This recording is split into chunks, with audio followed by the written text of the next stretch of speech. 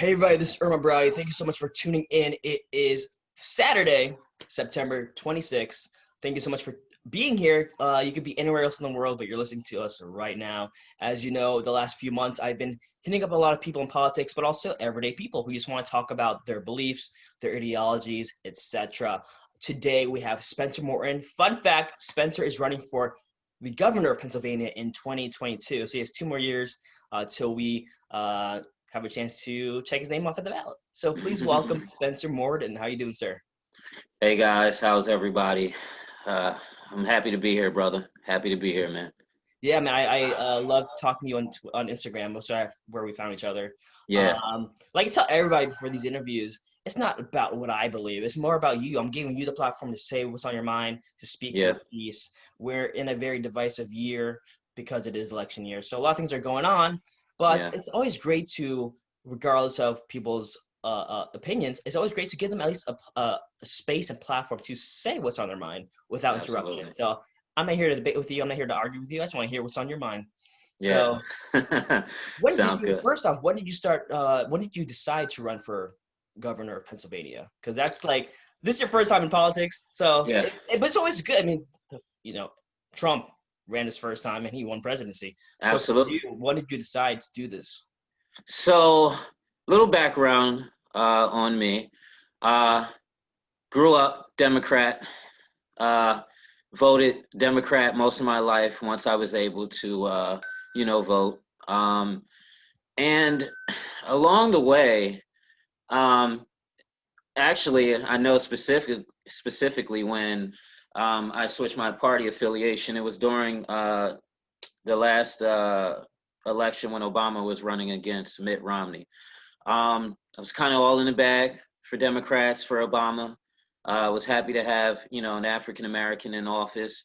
But then, my best friend who was Republican, he kept hitting me, with facts, dude. You know what I mean? Like facts about the Affordable Care Act, certain policies that Democrats were pushing for, and how they were detrimental to our community, and certain policies that Republicans were pushing for that were absolutely beneficial to the African American community, as well as he kind of gave me a history lesson,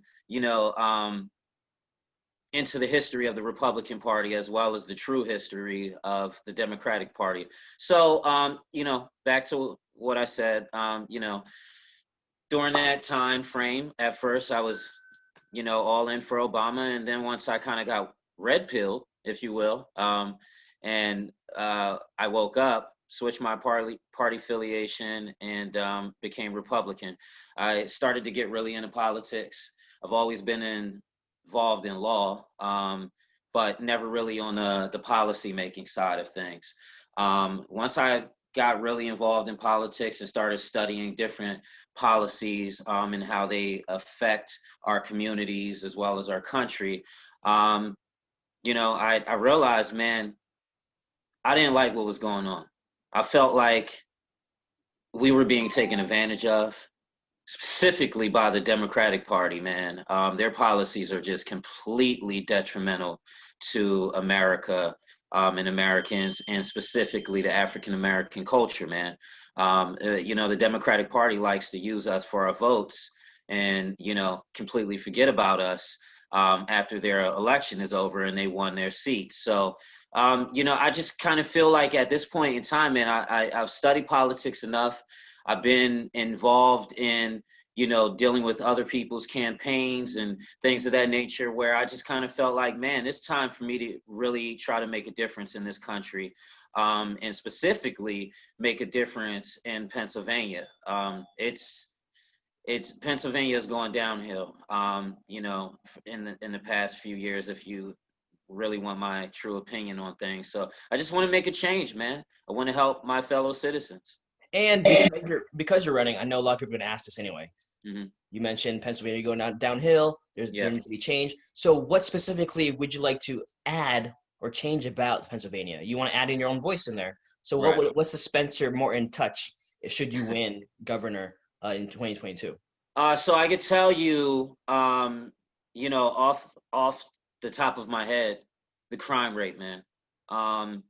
You know, dude, within, I would say, probably the past 5 years, I've seen drug usage increase.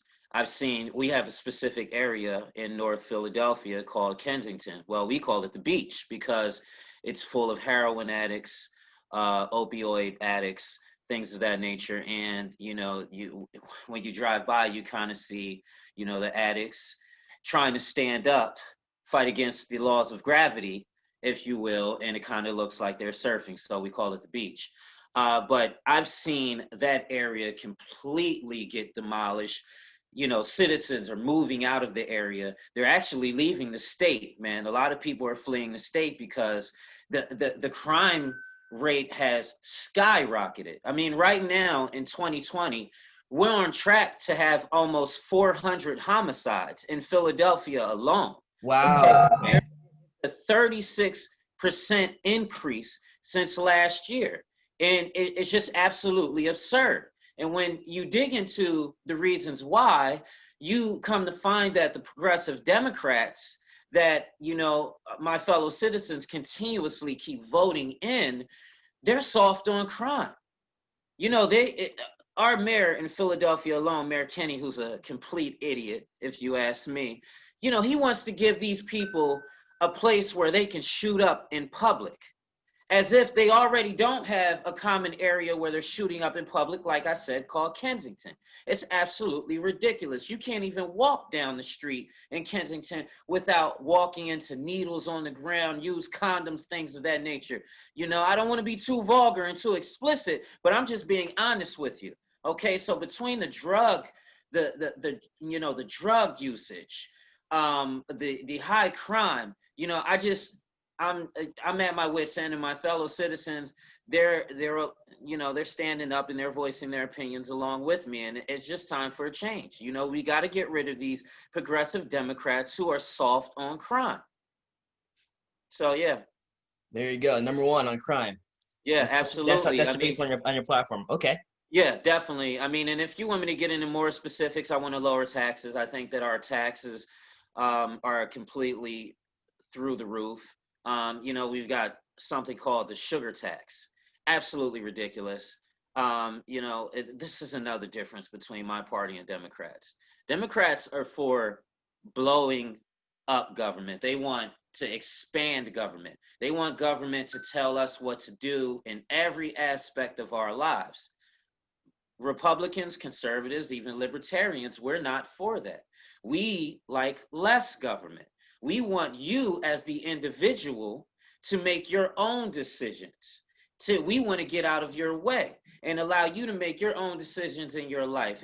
If you want to drink soda that's high in sugar, that's your prerogative. That's your constitutional right to be able to do so. So, I want to lower taxes. I want to repeal all unnecessary taxes. I want to cut red tape.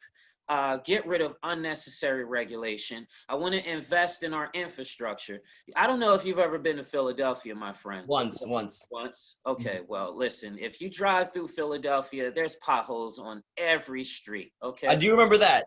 Yes, brother. The streets are horrible in the city of Philadelphia. And then I've often asked myself, our city, as long as our state is collecting billions of dollars a year, I often ask myself, what are they doing with it? Where's that money going? Because it's sure not fixing our infrastructure. Our bridges. There's a report. Give me 1 second, and I will tell you. I'll give you specifics. Oh, he came ready.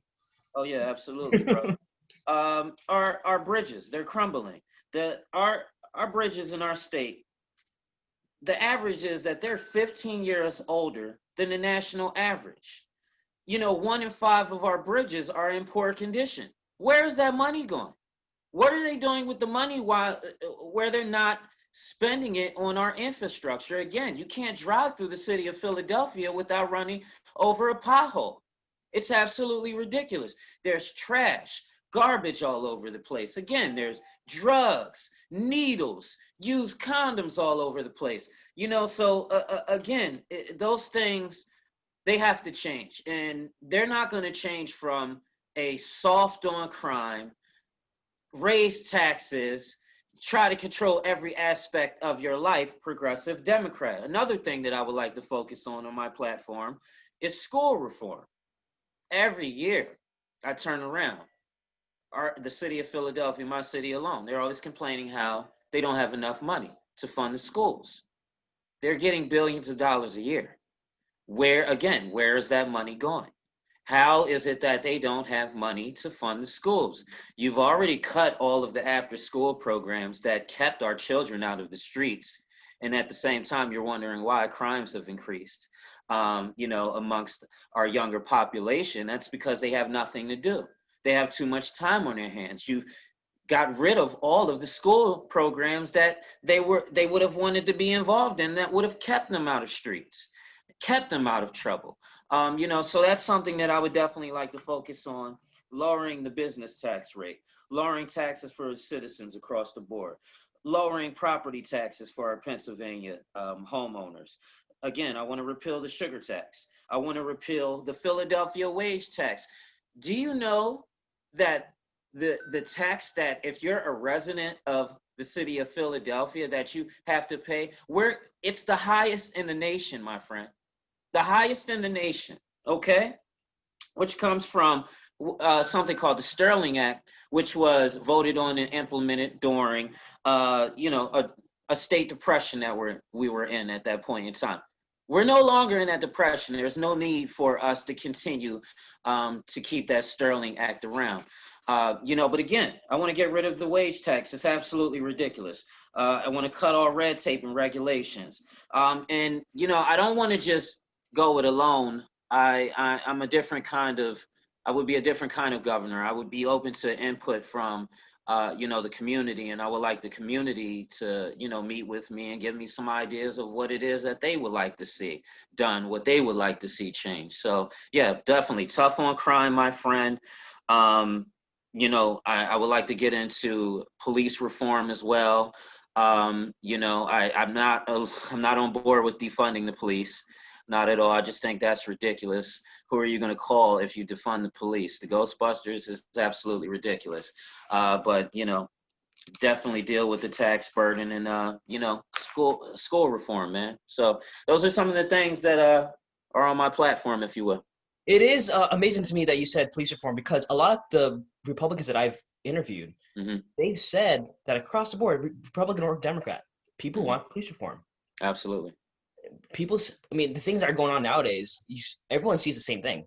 Yeah. It's more about the response of what to do after that splits the parties, right?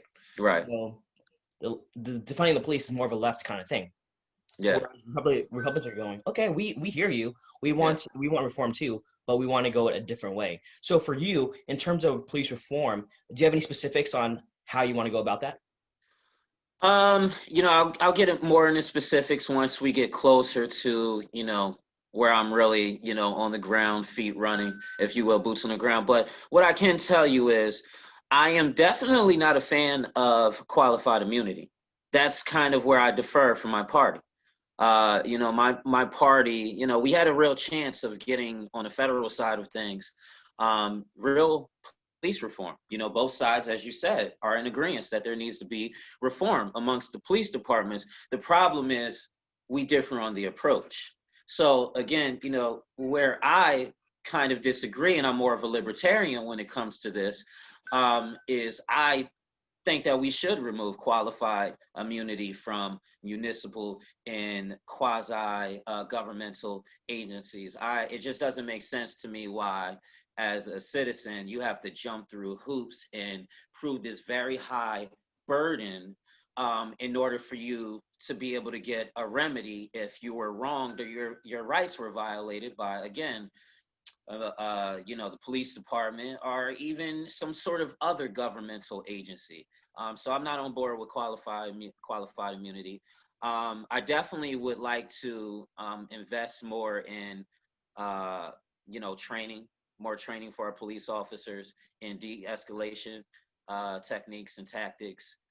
It doesn't make sense to me why, in every instance, there has to be a heavy-handed approach, where someone needs to get shot who's unarmed.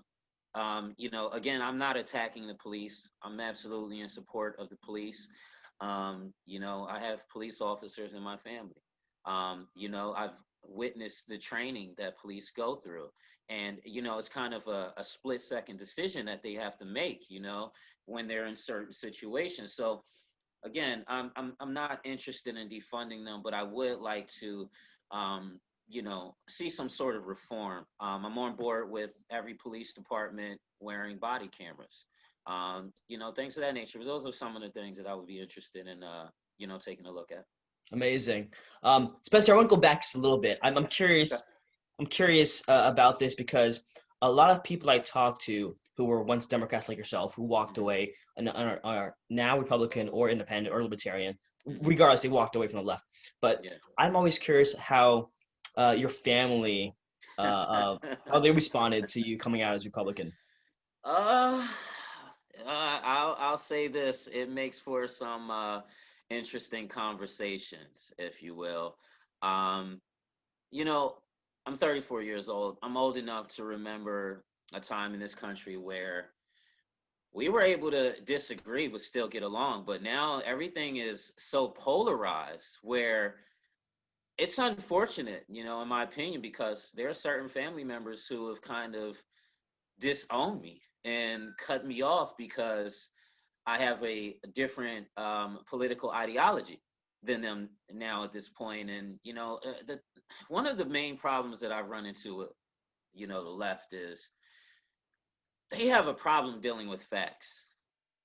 Um, I would say that the left is very emotion driven when it comes to their decision making, whereas the right, we're more critical thinkers. We're more logical, when it comes to our decisions. And, I've had discussions with family members where I kind of lay out certain facts. So many of them think Donald Trump is a racist. And, I hit them with the facts where it's like nobody called Donald Trump a racist until he became the president of the United States. And that's just more or less a Democrat talking point. You should actually pay attention to your party, and I can go ahead and give you facts on how the Democrats are actually the party of racism. And you know, they kind of don't really want to hear that. They're just Democrats through and through. So again, it's made it quite interesting.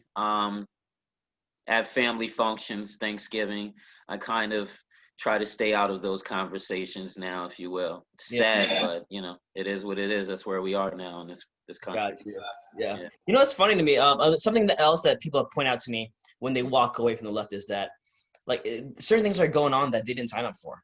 But Yeah. also like on I guess on the surface level, the party of the poor is represented by Hollywood. Right. So Yeah. they're represented by millionaire celebrities who are who tweet from their Hollywood Hills mansions. Yep. So there's Yep. like a disconnect that people see when it comes to what the party says and what they actually put out there. Yeah. Um, so I mean, you live in Philadelphia. Philadelphia. Yeah. Yeah. South So Philly I to don't be know I exact. don't know the culture there, so I don't know how it's like there. But for you, Mhm. are you the only person you know that walked away? The only colored person? So there's a few. But I will say in my city, it's democratically, controlled. Majority of the people in Philadelphia are Democrat, which is kind of what I'm trying to change. My whole thing is, you guys have been voting Democrat for years, and what do you have to show for it? High crime rate, skyrocketing drug usage, high taxes. Philadelphia is terrible on business. A lot of businesses are leaving Philadelphia. So I've come across a few who have left the Democratic plantation, but I would still say that the overwhelming majority of the population in Philadelphia, at, just like in most major cities, they're controlled by Democrats, unfortunately. Here's a fun question. We spoke about this before I press record, but I have a lot of Black conservative friends. Mhm. And it's funny to me when I watch videos of white liberals approaching them, Mhm. trying to debate with them because they don't know what to say without Yeah, sounding racist, right? They don't know how to approach the conversation. yeah, So, like you said earlier, the whole emotion thing, they're talking for 10 seconds and then they leave, yeah, right? yeah. if someone wants to come up to Spencer and say, "Hey, Spencer, you're an Uncle Tom," you know, Hey, which is Paul does funny, that which all the is crazy time. because they throw these words out to you, Yeah. and it kind of reminds you of why you left the left in the first place, why you Yeah. walked away in the first place, because it's that language, it's that ideology that you have to be a certain way. Yeah. Yeah. If you're a certain way, you have to vote for them. So for you, if someone says, "Hey, Spencer, like what's up? You're an Uncle Tom for being Republican, or even just walking away from in Yeah. the first place," what's your response to that? Well, initially I laughed because I could tell by that comment they didn't actually read the book. So they don't know about the character Uncle Tom, for one, for them to use it. So they think that it's a derogatory term. It doesn't really bother me.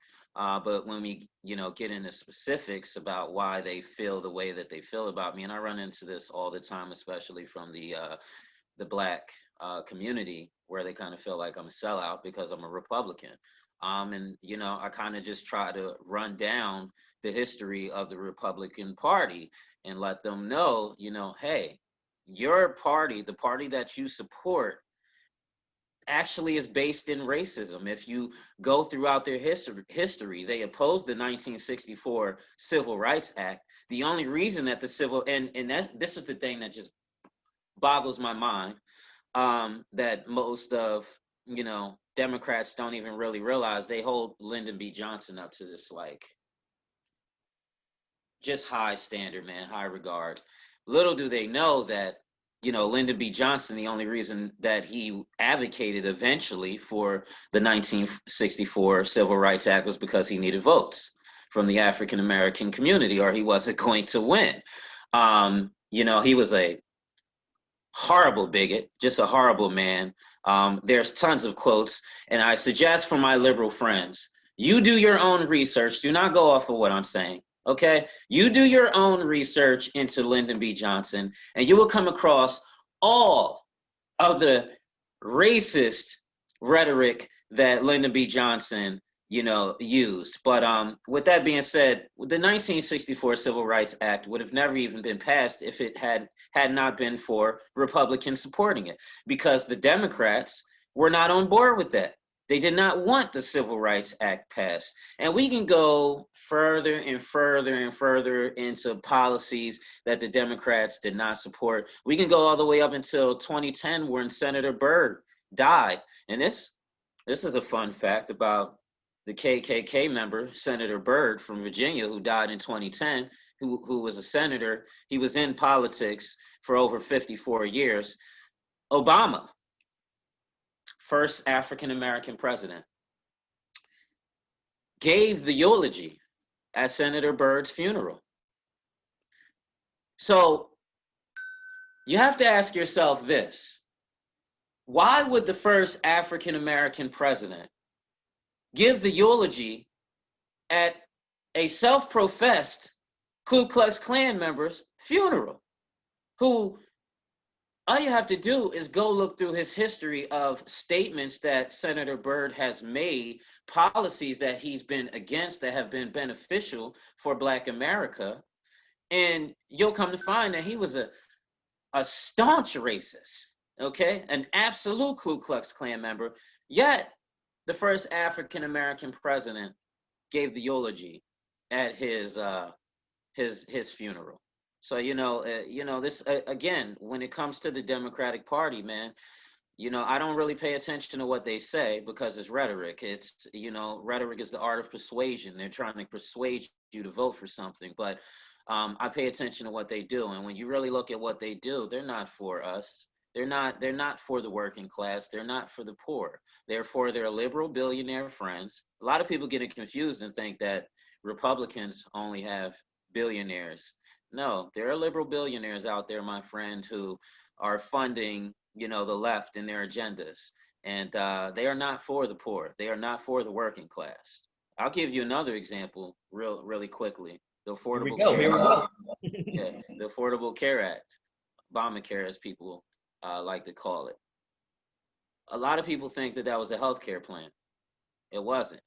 It was actually a huge tax increase, which is confirmed by the Supreme Court case. Again, don't go off of what I'm saying.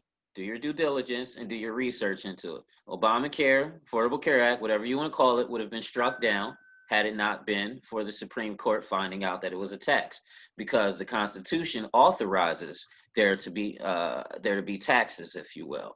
So that was the only reason that it was held up. Let's dig a little deeper into the Affordable Care Act. As I said, it was a tax plan. It raised taxes not on the wealthy, as the Democratic Party likes to claim they're interested in doing. It actually raised taxes on the middle class and the poor, which is what all Democrat tax proposals do. You see, Democrats, I'm 34 years old. When I was growing up and I was in school, wealthy or rich, that was making over $1 million a year. Democrats have changed that. Democrats have changed it to wealthy or rich to you're making $100,000 a year. Now, I'm old enough to remember when you make $100,000 a year, you're considered middle class. You're a part of the middle class. That's not considered rich. Well, Democrats, through their proposals and their plans and their statutes, they have changed that definition, and they have made it whereas, again, if you make $100,000, you're considered rich. Therefore, you're getting taxed at a higher rate, which is ultimately making you poor. They're taxing you to death and stealing your wealth, and you're going to end up poor. Which is why the wealth gap has just skyrocketed and exploded. There's such a distance now from the poor to rich. There's really no middle class at this point anymore. And Obamacare, Affordable Care Act, definitely helped speed that process up. So just a little fun fact about the ACA. I'm learning so much from you. I don't need to go to school, man. I can just learn from you. So speaking of action, yesterday, Trump outlined his platinum plan. Okay.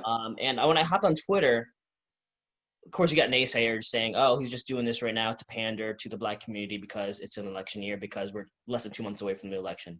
Yeah. Then you got other people saying, "Well, I'm glad he's doing it because it's a good plan." Yeah. I want to get your reaction to the platinum plan. $500 billion for the Black community. A bunch of other stuff. But so I want to get your reaction to his plan. So I'm definitely in support of the plan. Let me just say this. Trump's policies have been good for Black America. Lowest unemployment rate for Black, Asian, Hispanic Americans since the rate has been, recorded from the labor, from the Department of Labor, if you will. So lowest Black unemployment rate. When it comes to the tax plan that he and Republicans implemented that Democrats hate and try to claim that it only benefited the wealthy and the rich. No, it actually benefited small business, and small business is actually who does a majority of the hiring in every state, if you will, throughout this country. It's not the big corporations like Pepsi or Amazon, who does majority of the hiring, who helps grow out the economy. It's the small business owners. And a real Democrat said this a long time ago, John F. Kennedy Jr. If you have a high tax burden, it's disastrous for the country. It's disastrous for business. There's no way that the economy will be able to grow if you have a high tax burden. Okay, when you have a low tax burden, the economy tends to grow because business is able to meet their bottom line. Business is able to have, funds left over to be able to fill those extra seats, as well as keep the lights on and pay their bills. So I was already in support of President Trump's policies that he implemented initially before he announced the Platinum Plan, because again, I've seen more people in my family, more friends of mine, more of my brothers and sisters who are working than ever before, than the entire tenure of Obama and Biden. Okay, a lot more of them are working. They have more money in their paychecks that they're bringing home, and they're able to do different things, man. So I was already on board with his policies, and once I once I heard the announcement of the platinum plan, and I have to dig a little bit more into it, but from what I've seen, man, it's definitely something that I can support. I'm absolutely on board with more African American, more Hispanic, more minority, if you will, business owners. So anything that I or my party can do to help that, I'm definitely on board with.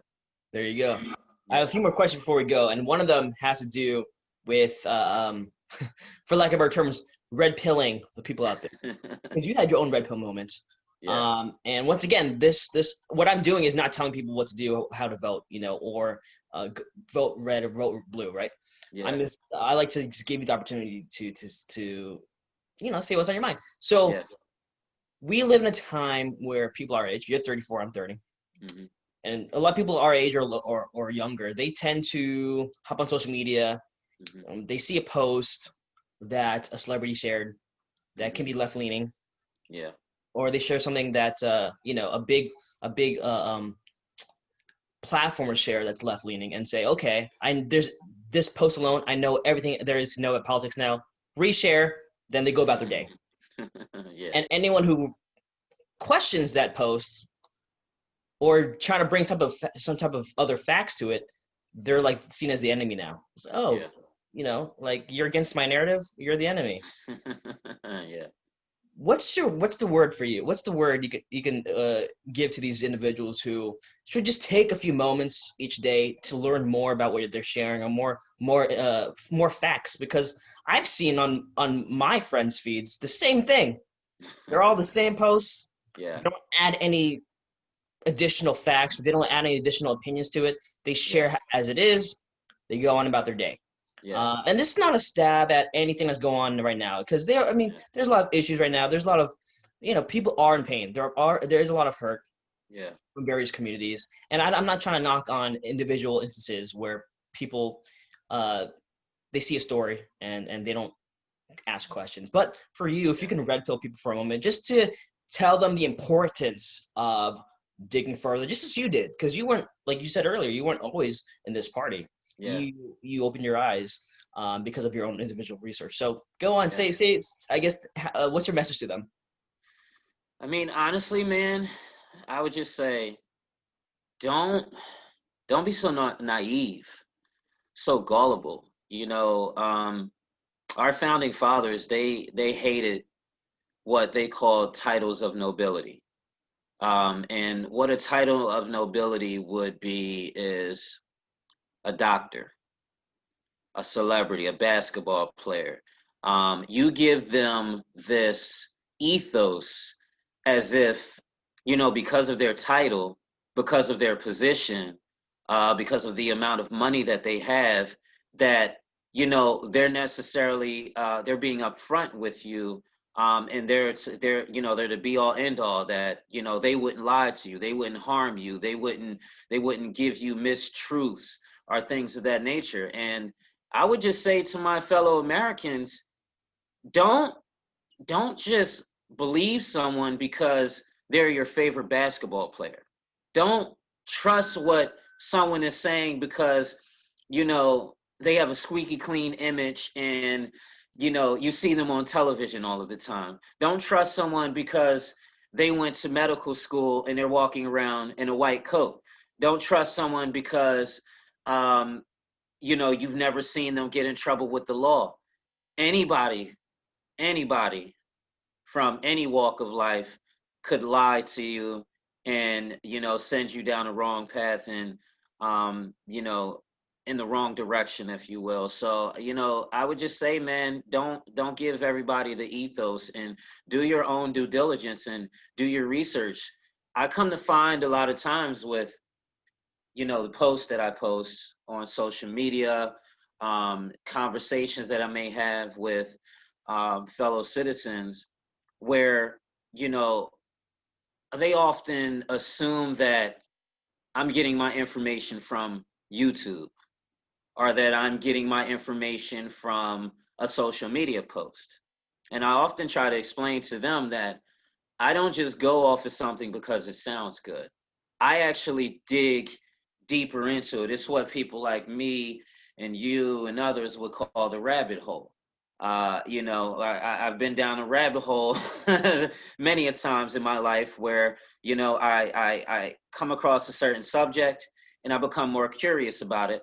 And I want to dig a little deeper, and I follow the money, if you will. I pay attention to who those people who are funding these projects, or who own these companies, if you will, who they're connected to, what is their ideology, what have they done in their lives, So I would just say, man, do your due diligence and do your research. Don't go off of things just because they sound good or who's telling it to you. Beautifully said. And you're even saying, hey, don't listen to me. Just do your own research. I love Absolutely. that. One last question. I'm going to give you as much time as you want. What would you have to say to Philadelphia and the rest of Pennsylvania? You are running for the governor of Pennsylvania in 2022, which is in 2 years, 2 short years. Yeah. So I'm going to give you the floor. Say what you want for as long as you want. Okay. Sounds good. So, to my fellow Philadelphians, again, man, my administration will be focused on getting tough on crime. You know, um, Philadelphia actually ranks second in the nation at this point, um, as far as homicides are concerned. I believe Chicago may be number one, and New York is number three, if I'm not mistaken. But it's absolutely insane what's going on. And, I know you guys are tired of not being able to allow your children to go outside just to go to the store. You can't allow your children to play the way that we were able to play when we were growing up, because the streets are unsafe at this point. And that's, something that my administration will work on changing. I want to make the streets safer for you and your children. I want to lower taxes, lower the tax burden. I want to repeal every unnecessary regulation that's harming our communities, that's stopping the growth of business in Philadelphia and just all over Pennsylvania. I want to focus on school choice, real school choice, real school reform. Okay, I want to focus on perfecting the curriculum, if you will, because if you take a look at the graduation rates of my fellow Philadelphians, I mean, it's in the crapper, to be honest with you. So I just, again, I'm just a regular guy, come from what you would call the hood, the urban environment, however you want to word it. I'm not just speaking as an outsider who's never spent a day of his life in our community. I'm actually from the community. Everything that I'm saying, I've seen firsthand experience. It's not secondhand information, it's firsthand because I've seen it. And I'm just a regular guy, man. I just want to do what's right for our country, and I want to do what's right for my fellow Pennsylvanians. And I want to make Pennsylvania great again. And I hope my fellow Pennsylvanians, my fellow Philadelphians, I hope to work with you to accomplish that goal and make Pennsylvania great again. Love it. Now, before we go, where can folks find you on social media? And do you have an official site you want to share? Yeah. So as far as social media, Instagram, Facebook, Twitter, you can find me at Spencer for PA Gov. That is at Spencer for PA Gov. As far as the website is concerned, www.negusinpolitics.com. My fellow brothers, if you don't know what Negus means African king. Okay, that's what they called the Ethiopian, to be specific, kings back in the day. So Negus in Politics, www.negusinpolitics.com. We're in the process of putting together the gubernatorial website, but in the meantime, between time, that's where you'll be able to find me at if you are looking to reach out to me. Thank you so much. Everyone, thank you for tuning in. I will see you next time.